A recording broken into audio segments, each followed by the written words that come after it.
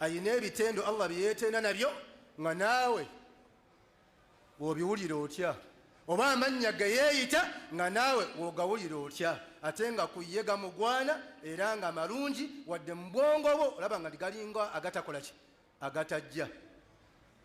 Allah yeeyita mumit, omussi.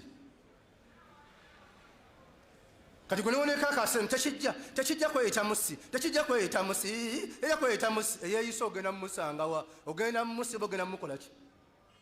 That is an insult. That is an insult. An insult to who? Abasoma nnyo oluzungu.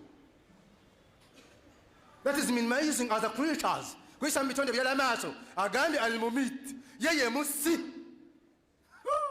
Allahu akbar.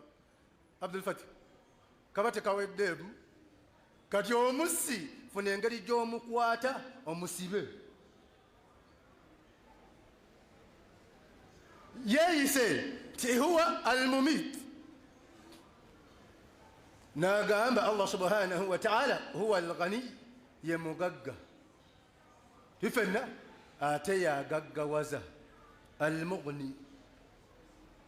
Okay, Allah subhanahu wa ta'ala mugagga ate yagaggawaza, yeeyise okuba nti rich and is an enricher. Allah agaggawaza mugagga ate akola ki, ate agaggawaza. Bwe bagamba okwejjako by'oyina oyinza obutasigaza, bakita uluwu sifa, yeeyita al-qahhar, omukasi. Mukaka kwe akakenkuba n'etonnya nga gwe oyagala musana